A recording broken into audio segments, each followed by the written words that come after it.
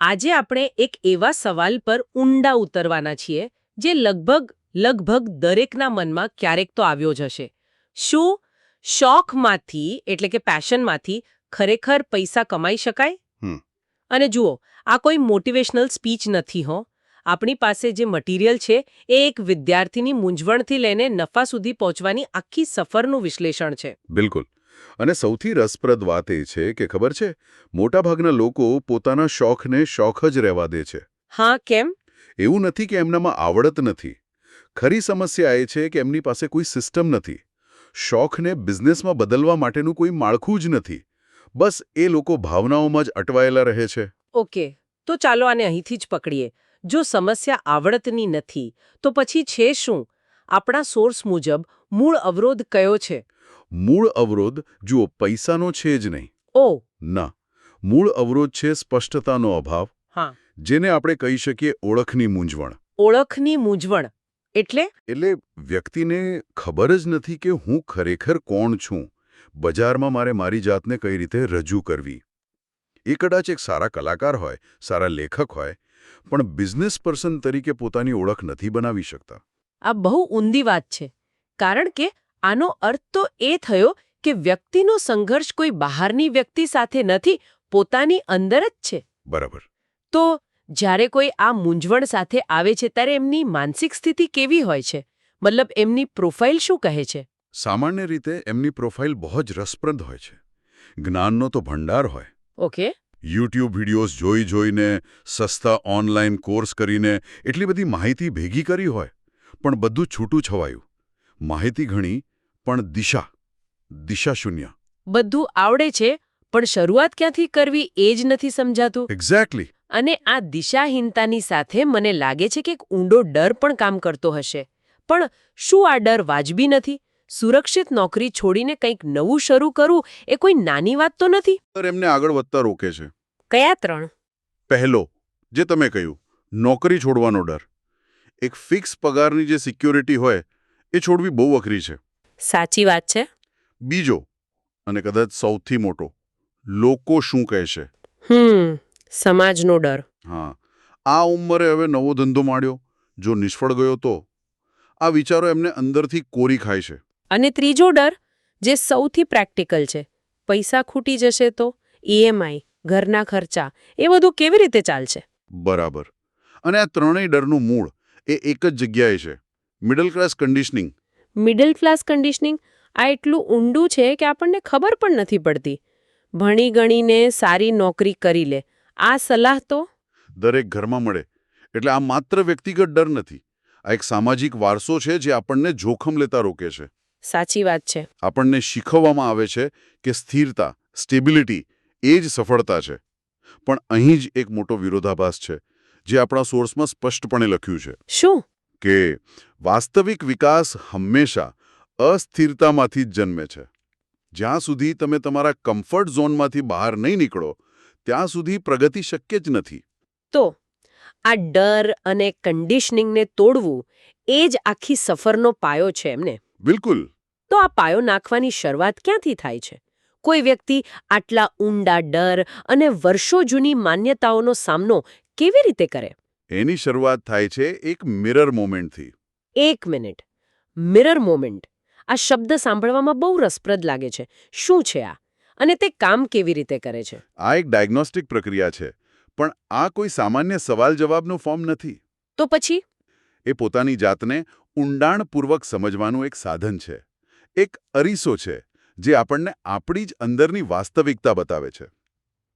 એવી વાસ્તવિકતા જે કદાચ આપણે પોતે પણ સ્વીકારવા તૈયાર ન હોઈએ. ઓકે, તો આ અરીસામાં એવું તો શું દેખાય છે જે આટલું પરિવર્તનકારી હોય? આ ડાયગ્નોસ્ટિકના પરિણામો શું હોય છે? એમાંથી મુખ્યત્વે 3 બાબતો સામે આવે છે. પહેલું, વ્યક્તિનો પેશન આર્કિટાઇપ સ્પષ્ટ થાય છે.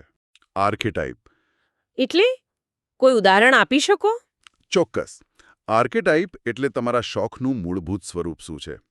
દાખલા તરીકે, શું તમે શિક્ષક છો જેમને જ્ઞાન વહેંચવું ગમે, કે પછી તમે કારીગર છો જેમને પોતાના હાથથી કંઈક સુંદર બનાવવું ગમે? આ જાણવાથી આગળનો રસ્તો સ્પષ્ટ થાય છે. સમજાયું. અને બીજી વસ્તુ? બીજું, એમનો રીસ્ટાર્ટ રેઝિસ્ટન્સ સ્કોર મળે છે. આ એક સ્કોર છે જે બતાવે છે કે નવી શરૂઆત કરવા માટે અંદરથી જ કેટલો વિરોધ થઈ રહ્યો છે. અને ત્રીજી? અને ત્રીજી અને સૌથી ચોંકાવનારી બાબત છે એમની મની બિહેવિયર પેટર્ન સામે આવે છે. એટલે કે પૈસાને લઈને એમનું વર્તન. હા, પૈસાને લઈને એમની માન્યતાઓ શું છે. પૈસા કમાવા બહુ અઘરા છે, હું વધારે પૈસાને લાયક નથી, આવી ઊંડી માન્યતાઓ અને પૈસા ખર્ચ કરવાની એમની આદતો બધું જ સ્પષ્ટ દેખાવા લાગે છે. તો આ બધું જાણ્યા પછી જે અહેસાસ થાય છે એ જ કદાચ પહેલો બ્રેકથ્રુ હશે. બરાબર. અને એ અહેસાસ એક જ વાક્યમાં આવે છે, હું મૂંઝવણમાં નથી, હું એક પેટર્નમાં બંધાયેલો છું. એક મિનિટ, આ બહુ ઊંડી વાત છે. હું એક પેટર્નમાં બંધાયેલો છું. આનો અર્થ એવો થયો કે સમસ્યા મારી આવડત કે મહેનતમાં નથી, પણ મારી વિચારવાની અને વર્તવાની આદતોમાં છે. જે વર્ષોથી ચાલી આવે છે. આ તો આખી ગેમ જ બદલી નાખે એવી વાત છે. એ જ તો ખરી મિરર મૂવમેન્ટ છે. જે ક્ષણે વ્યક્તિ પોતાની પેટર્ન ઓળખી લે છે તે જ ક્ષણે પેલી મૂંઝવણ ધુમાડાની જેમ ગાયબ થઈ જાય છે. કારણ કે હવે દુશ્મન બહાર નથી પણ અંદર છે, અને જે દુશ્મનને તમે ઓળખી શકો એને હરાવી પણ શકો. વાહ, આ તો પાયાનું પરિવર્તન કહેવાય. એકવાર આ આંતરિક પેટર્ન સમજાઈ જાય પછી આગળ શું? કારણ કે પેટર્ન સમજવી એક વાત છે, પણ એને તોડવા માટે એક નવો રસ્તો પણ જોઈશે ને. બિલકુલ. અને અહીંથી જ બીજો તબક્કો શરૂ થાય છે, ભ્રમનું ભંજન. ભ્રમનું ભંજન. હા, વેબિનારનો અનુભવ આ જ કામ કરે છે. અહીં સૌથી મોટો ભ્રમ તૂટે છે નોકરીની સુરક્ષાનો ભ્રમ. અને જે ક્ષણે કોઈને સમજાય છે કે સાચી સુરક્ષા પોતાની આવડત અને સિસ્ટમમાં છે, ત્યારે એમનો પહેલો પ્રશ્ન હોય છે, તો એ સિસ્ટમ છે શું? અને મને લાગે છે કે અહીં મોટિવેશનની નહીં પણ એક ચોક્કસ માળખાની વાત આવે છે, ખરું ને? એકદમ. અહીં કોઈ પ્રેરણાત્મક ભાષણ નથી. અહીં એક બ્લુપ્રિન્ટ છે. શોખને પૈસામાં રૂપાંતરિત કરવાની એક વ્યવહારુ સિસ્ટમ. અને એ સિસ્ટમ મુખ્યત્વે 3 આધારસ્તંભ પર ટકેલી છે. ચાલો આ 3 આધારસ્તંભને ઊંડાણપૂર્વક સમજીએ. કદાચ એક ઉદાહરણ સાથે સમજીએ તો શ્રોતાઓને વધુ સ્પષ્ટતા મળશે. ધારો કે કોઈનો શોખ બેકિંગ છે. સરસ ઉદાહરણ. તો પહેલો આધારસ્તંભ છે પોઝિશનિંગ. પોઝિશનિંગ એટલે બજારમાં તમારી આગવી જગ્યા બનાવવી. તમે બધા માટે કેક બનાવનાર નથી. એ તો હજારો લોકો કરે છે. પોઝિશનિંગ એટલે એ નક્કી કરવું કે હું ફક્ત બાળકોના બર્થડે માટે ખાસ, હેલ્ધી અને થીમ બેઝડ કેક બનાવું છું. એટલે કે તમે ભીડમાંથી અલગ તરી આવ્યા. તમે કોઈ ખાસ માટે કંઈક ખાસ બની ગયા. બરાબર. ઓકે, તો તમે તમારી નીશ નક્કી કરી. પછી બીજો આધારસ્તંભ આવે છે પેકેજિંગ. આનો શું અર્થ છે? પેકેજિંગ એટલે તમારા શોખને એક ખરીદી શકાય તેવી પ્રોડક્ટ કે સર્વિસમાં ફેરવવો. તમારો બેકિંગનો શોખ કોઈ ખરીદી ન શકે. હા, પણ તમારી કેક ખરીદી શકે. એક્ઝેક્ટલી. પેકેજિંગ એટલે એ કેકને એક પ્રોડક્ટ બનાવવી. દાખલા તરીકે, મારી પાસે 3 પેકેજ છે, સ્ટાન્ડર્ડ, પ્રીમિયમ અને લક્ઝરી. દરેકની કિંમત અને તેમાં શું મળશે તે સ્પષ્ટ છે. આનાથી ગ્રાહકને ખબર પડે છે કે તે શું ખરીદી રહ્યો છે. અને ત્રીજો અને સૌથી અગત્યનો આધારસ્તંભ પ્રૂફ. પ્રૂફ એટલે પુરાવા. તમે જે દાવો કરો છો કે તમે શાનદાર બર્થડે કેક બનાવો છો, એનો પુરાવો શું? હા, અહીં કામ આવે છે પ્રૂફ. તમારી વેબસાઇટ કે ઇન્સ્ટાગ્રામ પર તમે બનાવેલી સુંદર કેકના ફોટા, ખુશ માતા-પિતાના વિડીયો ટેસ્ટિમોનિયલ્સ, આ બધું જ પ્રૂફ છે. લોકો તમારી વાત પર ત્યારે જ ભરોસો કરશે જ્યારે તેઓ જોશે કે તમારી સિસ્ટમ બીજા માટે કામ કરી ચૂકી છે. અહીંયા જે વાત સ્પષ્ટ થાય છે જે આપણા સોર્સમાં લખી છે. શોખ ભાવનાત્મક છે, જ્યારે વ્યવસાય માળખાગત છે. તમે પોઝિશનિંગ, પેકેજિંગ અને પ્રૂફ દ્વારા ભાવનાઓને એક માળખું આપી દીધું. એકદમ સાચું. શોખ દિલથી થાય છે, પણ સફળ વ્યવસાય એક સિસ્ટમ અને દિમાગથી થાય છે. આ 3 આધારસ્તંભ છે. એ જ સિસ્ટમ છે. આ ઉદાહરણથી બધું સ્પષ્ટ થઈ ગયું. હવે જ્યારે વિદ્યાર્થી આખી સિસ્ટમ સમજે છે અને આ પ્રોગ્રામમાં રોકાણ કરવાનું નક્કી કરે છે, ત્યારે એના મનોવિજ્ઞાનમાં શું ફેરફાર થાય છે? કારણ કે આ માત્ર પૈસા આપવાની ક્રિયા તો નથી જ. જરા પણ નહીં. આ પગલું એક ઓળખની ઘોષણા છે. ઓળખની ઘોષણા. હા, જે ક્ષણે કોઈ વ્યક્તિ પોતાના પર, પોતાની આવડત પર અને એક સિસ્ટમ પર પૈસાનું રોકાણ કરે છે, ત્યારે તે પોતાની જાતને અને દુનિયાને એક શક્તિશાળી સંદેશ આપે છે. હું આ બાબતે હવે ગંભીર છું. આ મારો શોખ નથી, આ મારો વ્યવસાય છે.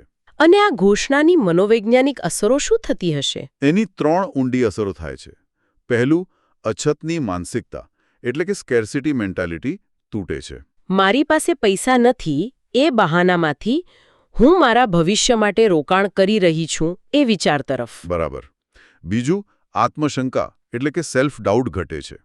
કારણ કે હવે તમે માત્ર વિચારી નથી રહ્યા, તમે એક નક્કર પગલું ભરી ચૂક્યા છો. અને ત્રીજી અસર મને લાગે છે કે જવાબદારીની ભાવના આવતી હશે. ચોક્કસ. ત્રીજું, જવાબદારી, અકાઉન્ટેબિલિટી સક્રિય થાય છે. હવે તમે માત્ર તમારા સપના માટે નહીં પણ તમારા રોકાણ માટે પણ જવાબદાર છો. આ પ્રતિબદ્ધતા જ તમને એવા સમય પણ આગળ ધપાવે છે જ્યારે પરિણામો તરત નથી દેખાતા. તો આખી શરૂઆતની સફરને જો આપણે જોઈએ તો તે મૂંઝવણ અને ડરથી શરૂ થાય છે. પછી મિરર મોમેન્ટ આવે છે જ્યાં પોતાની પેટર્ન ઓળખાય છે. ત્યારબાદ સિસ્ટમ સમજીને ભ્રમ તૂટે છે અને અંતે રોકાણ કરવાનો નિર્ણય એ પોતાની નવી ઓળખની ઘોષણા છે. તમે એકદમ સચોટ રીતે આ પાયાની સફરનો સારાંશ આપ્યો. આ પાયો મજબૂત હોય તો જ આગળની સફળતાની ઇમારત બની શકે.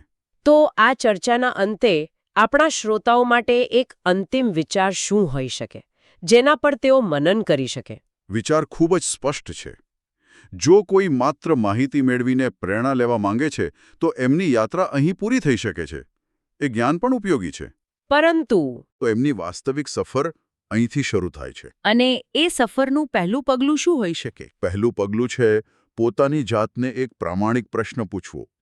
મારી એવી કઈ વિચારવાની કે વર્તનની પેટર્ન છે જે મને વર્ષોથી આગળ વધતા રોકી રહી છે? સાચું પરિવર્તન બહારથી જવાબો શોધવાથી નથી આવતું. તે પોતાની અંદર રહેલી એ પેટર્નને ઓળખવાથી શરૂ થાય છે. જે દિવસે તમે એ પેટર્નને નામ આપી દીધું, તે જ દિવસથી તેને બદલવાનો રસ્તો આપોઆપ દેખાવા લાગશે.